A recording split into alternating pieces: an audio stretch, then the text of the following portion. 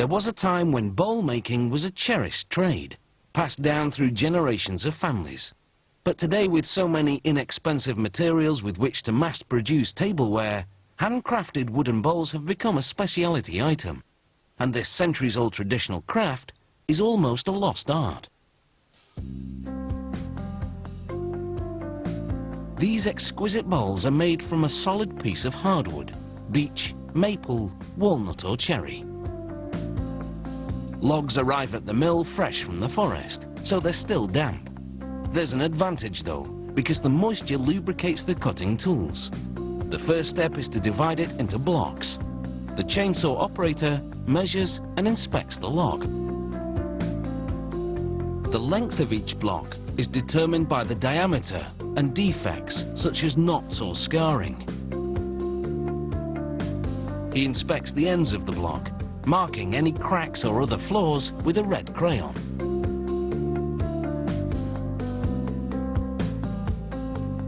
The ripsaw operator uses different size bowl patterns to determine the best way to cut the block.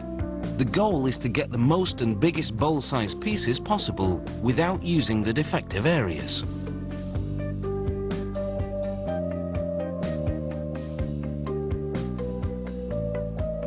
Each piece is called a bowl blank.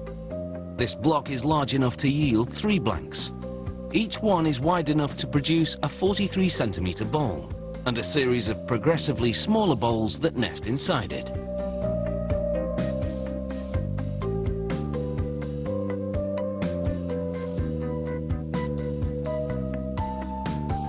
They mount the blank on a specially designed woodworking lathe.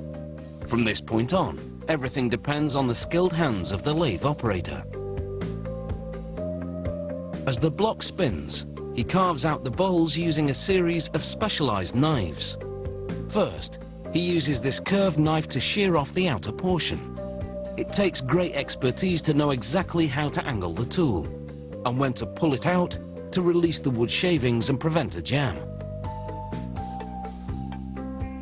After 2 or 3 minutes, what they call the exterior bark shell has been removed.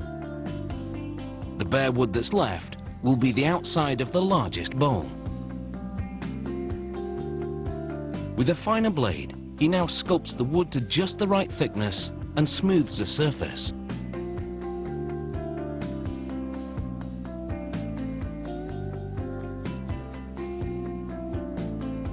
Now he switches to a smaller curved knife and cuts into the wood. This both forms the inside of the largest bowl and the outside of the next smaller one. He repeats the smoothing and cutting process with progressively smaller knives, making bowl after bowl at a rate of about 1 a minute. This 1 bowl blank produces 4 nested bowls, the smallest measuring 23 centimeters in diameter. The bowls are steamed for 4 hours to draw out the sap and penetrate the pores of the wood, hydrating each bowl, preventing cracks and splits while air drying. Once a bowl is dry, about a month later, workers even out the top rim on a sanding table. Then using a belt sander, they smooth the outside and inside surfaces.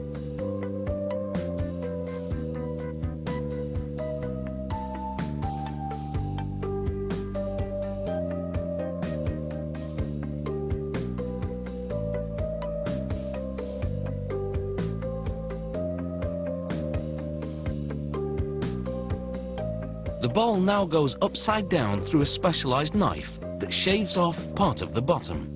This gives the bowl a flat base on which to sit and a place to inscribe the company name. Businesses can order custom-made bowls featuring their company logo. Artists burn the design onto the wood or paint it on, or do a combination of both. The bowls now go for a bath in a non-toxic mineral oil. This nourishes the wood, preventing dryness and cracks. Oiling also brings out the natural beauty of the wood grain. And because every raw log is unique, each dish will really bowl you over.